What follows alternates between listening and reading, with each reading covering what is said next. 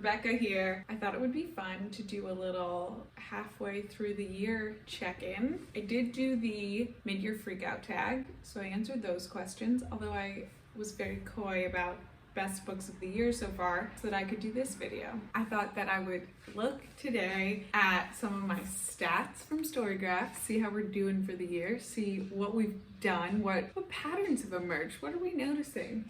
And hi, Hush Puppy. Thanks for joining us. Okay, so we'll look at some Storygraph and then we'll look at my favorite books of the year so far. I think that I've had 8 books that were right around 5 stars that I want to talk about. Got my handy dandy machine here. Let's do it. Let's look here. All right, stats. So I have it set so that I've only recorded what I read through the end of June, what I read to completion before July 1st. So that's what we're going to talk about today. So we're exactly halfway through the year. And I've read 52 books, which puts me right on track for 2 books a week, averaging 2 books a week, which feels like that is true. That is what I do. I like to do 2 books a week, and so that means a little over 100 books for the year. My goal that I had set at the beginning of the year was 80. So 100 books would be great. So I'd feel psyched about that. And I feel really good about 52 so far. I've had some real bangers, mostly great books this year, so that's awesome. 52 books, 12,680 pages. And then Storygraph tells you the moods. By the way, you can find me on Storygraph at the link downstairs. All right, so looking at these moods, the vast majority, 44 of the 52 books, are categorized as reflective. That seems right. That to me says no plot. The next biggest one is challenging. Who decides these? I have no idea. Emotional and dark. So that seems right. That seems right to me. Yeah, that's me. Challenging and reflective. Pace, more than half of the books, 27, are slow. I do love a slow-paced book. We got the smallest piece of the pie here is fast. It says 5. I wonder what these 5 are that are fast. Milk-fed, which I didn't really like. Blueberries. That's interesting. I'm not sure that I would categorize that as fast-paced. Little Labors, a children's Bible, and Acts of Desperation. That sounds right to me. Interesting. Okay, slow-paced books. And then page number, mostly books under 300 pages, some between 300 and 500, and no books over 500 pages. That's right. I want to taste it all. When I read a long, it's not that I've never read a long book before, guys. Whenever I read long books, I almost always think, this didn't need to be that long. I personally think 300 pages is sort of like a sweet spot for a good novel. Fiction, nonfiction, 41 fiction, 11 nonfiction. I do love my fiction. I'm curious what the 11 nonfiction are. I'm gonna click there. Ongoingness, Blueberries, Undocumented Americans, Little Labors, Blue Nights, Pure Flame, Art of Cruelty, both Deborah Levy autobiographies, the Rachel Cusk essays, Minor Feelings, the Kathy Park Hong essays. I loved almost every single one of these books. Some really great books on this list. The Undocumented Americans is phenomenal, really good. I loved Little Labors. I, of course, loved the Deborah Levy autobiographies. Not read a ton of nonfiction, but every nonfiction I've read, I've enjoyed. I didn't really love Pure Flame. I thought it had some strengths and some weaknesses.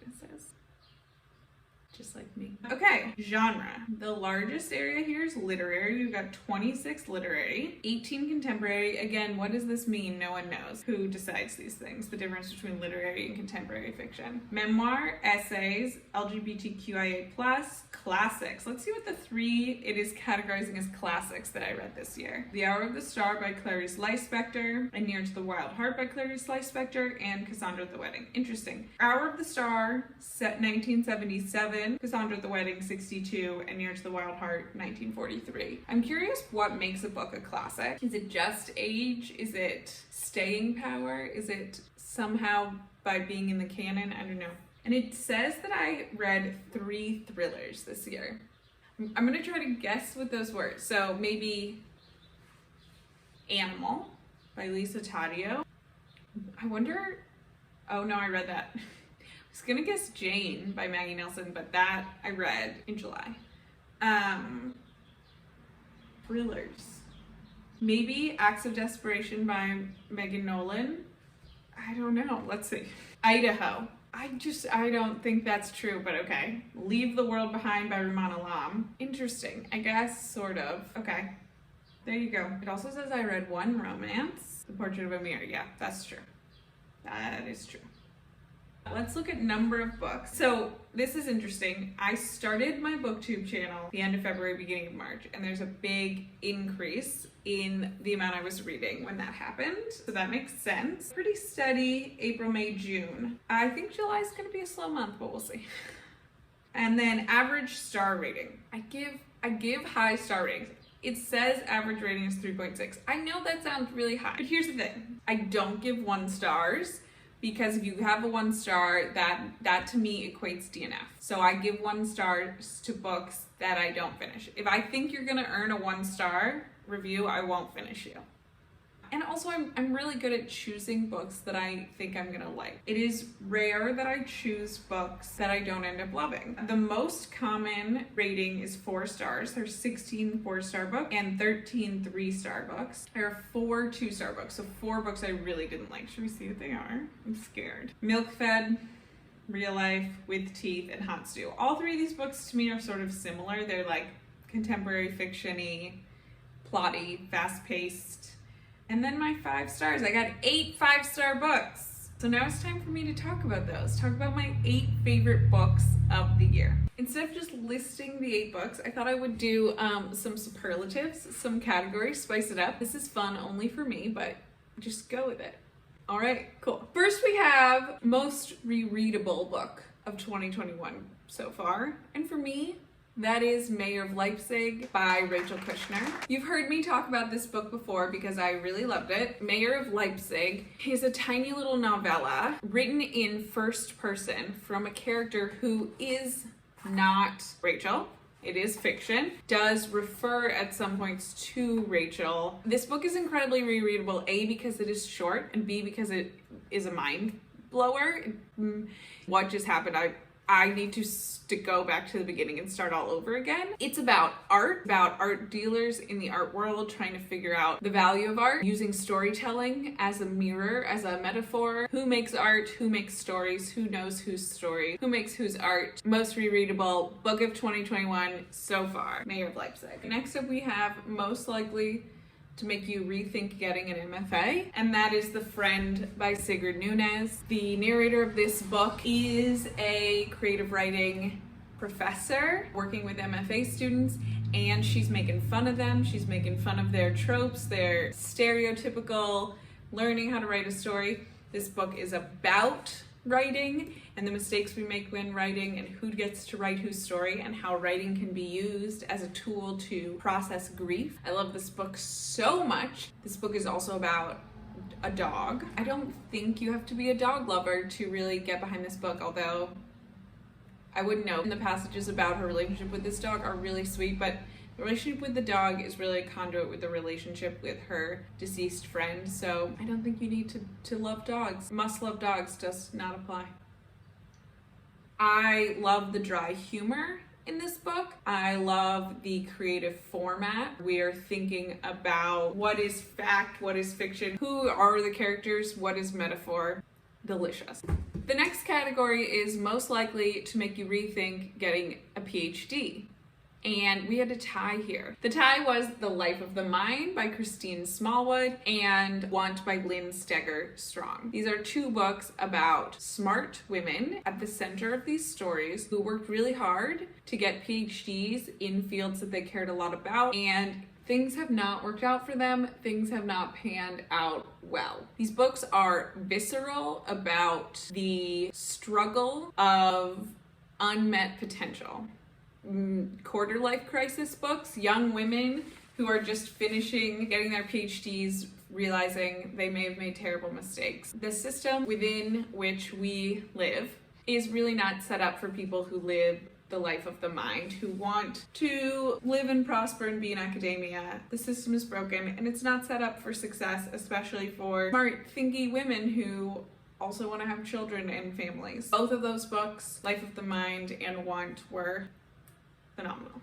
And like darkly humorous explorations of friendship. Want has a lot to do with female friendship. Life of the Mind has a lot to do with motherhood, both being mothered and potentially being a mother. Good stuff.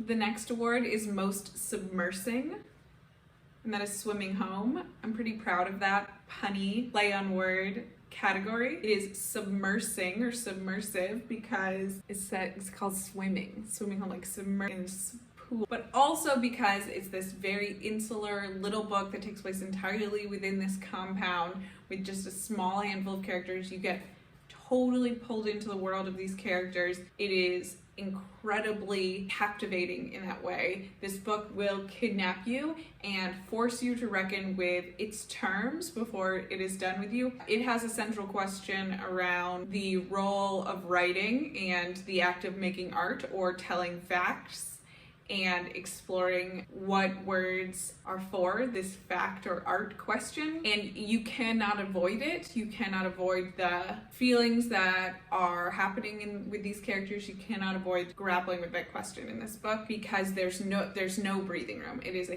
claustrophobic experience, and I loved it. Most submersing. The next category is most likely to give you an existential crisis. Drum roll, please. Blueberries, my favorite nonfiction read of the year so far is, of course, Blueberries. I don't know if you know this, but I enjoyed this book. I've been like very hush-hush and subtle about it. I'm sure none of you are sick of hearing me talk about it. But this book, if you're new around here, is a collection of autobiographical essays from one of the smartest women on the planet, Ellena Savage. She is an Australian author, originally from Melbourne, although these essays take place in multiple locations as she travels, living the experience of a person trying to make a living out of writing. That was a motorcycle. She is experimental in form. She uses different formats in nearly every essay. Some are written as newspaper articles, some are diary entry. Phenomenal. I absolutely will return to this and reread it at some point soon. I also am so grateful to this book. I think, first of all, I gave it the most likely to give you an existential crisis because you cannot read this book and not grapple with these same questions. I think this book does what I love books to do, which is take those questions that we don't want to think about, that we try really hard on a day-to-day basis to ignore. Things like, how complicit are we in the crises that we find outrageous? And what does home mean when we are complicit in colonization? And what role do we play? What is our part in all of these things? I think a lot of us try to ignore these questions on a day-to-day basis because we are uncomfortable. I love a book that not only says you have to think about these things, but does it in just a really captivatingly smart, interesting, engaging, entertaining way. So I love this book for forcing those questions into my brain and not forcing answers, leaving them unanswered. I'm also so grateful for this book, for the community that it has brought me on the internet. So many people also love this book because how could you not? I'm so grateful for all the people I've connected with in the past 4 months who talk about this book. Someone on the interwebs was reading this and sent me a quote that they had underlined, and I ran downstairs and found the quote and found that I had also underlined it, which I thought when I saw it, but I had to double check. Sent them a little snapshot of a picture to show we were on a little mind meld together, and it was great. And I love this book so much. Favorite nonfiction of the year. The next award goes to most likely to be found on the shelf of a she shed. Say that 5 times fast. The Cost of Living by Deborah Levy. This is a slim little guy. Number 2 in the 3-part Deborah Levy's Living autobiography series. This tells the story of Deborah Levy right as she's divorcing her husband, and she and her 2 daughters move to a flat in London. She's trying to figure out how to make a home. She eventually gets a little cottage in the backyard of a friend's house where she's able to write. She has a fireplace installed. She rides a little electric bicycle all around the city. She has a renaissance of existence as she enters this next phase in her life. And there are big questions about home and what a home is, and the responsibility of mothers to make home for their daughters. And she talks a lot about her relationship with her daughters and her relationship with her mother. For every woman who needs a room of their own, you need one of these on the shelf. Last award goes to the book that is most likely to make you leave your artsy boyfriend for a stable, handy guy. That is second place. My favorite fiction read of the year so far goes to Rachel Cusk's second place. As I reflect on this book more and more, I think this is my favorite Rachel Cusk of all time. Is that possible? It might be. It tells the story of a woman who lives in a marsh somewhere in Europe in a rural setting. She and her husband Tony have a second place, have a cabin or cottage or small home on their property that they call second place, and they invite an artist to come. Her hope is that he will paint her marsh and her existence and make meaning out of it, and she's sort of obsessed with this man's art. This is based on a true story of a woman who had D.H. Lawrence come to her home and write about it. It didn't go well. You'll be surprised to hear this doesn't go well either. This book to me is about, in many ways that Swimming Home was, is about this conflict between art and truth, but also in so many ways this book to me was all about womanhood, male privilege, being the gender that is in second place. So incredibly rich. Right when I finished it was during a vlog.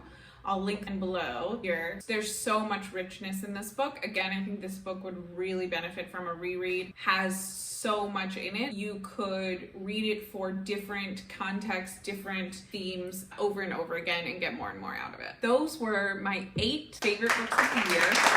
We had 2 nonfiction, 6 fiction, and as I look at this list, there are a lot of similarities here, which is not surprising. I have a type. All of these books are written by women. All of these books grapple with this idea of writing, art, and truth. They have questions. All of them ask questions. It's weird, like literally all of them have a central theme around asking the question of what is art or what is writing for. Is truth true? Does objective truth exist, especially in art and writing? Is the goal of art or writing to reach objective truth, or is that not only an impossible goal, but sort of an unnecessary objective? Also, I would say every single one of these books has a really dark, dry sense of humor. They're not fun, happy-go-lucky books. Every one of these books at some point made me giggle, made me laugh. Really dry, dark, sarcastic way, which I think is so important, to take the world around us and acknowledge that it is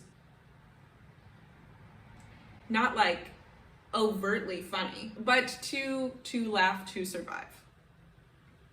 Those are my 8 favorite books. Thanks for sticking around. Thanks for being here with me for the first half of the year. This has been really good for me. Looking at this pile, I feel so grateful for all of the fantastic books that I have read this year. Books are amazing. I freaking love them. All of these women, Deborah Levy, Rachel Kushner, Christine Smallwood, Steger Nunes, Rachel Cusk, Ellena Savage, they're amazing. I feel so grateful to have them and their work. Feeling the feels right now, guys. I hope you'll stick around with me for the second half of the year and we can do this again in December. I'll be curious to see how many of these books end up on the best books of all year list. I would be shocked if second place is not one of my favorite books of the year. Same with Blueberries. We'll see what else has staying power. Thanks for watching. Friend me on Storygraph, is that what it is? Find me on Storygraph. Check me out on Storygraph. She's new here. I'm pretty good about updating it. I'm gonna try to be really good about it. I am really good about updating my Goodreads, just so you know. And let me know below your favorites of the year so far. I'm not gonna make you choose just one because I'm not evil. Here we go to the second half of the year. Pretty pumped about it. Love you, nerds.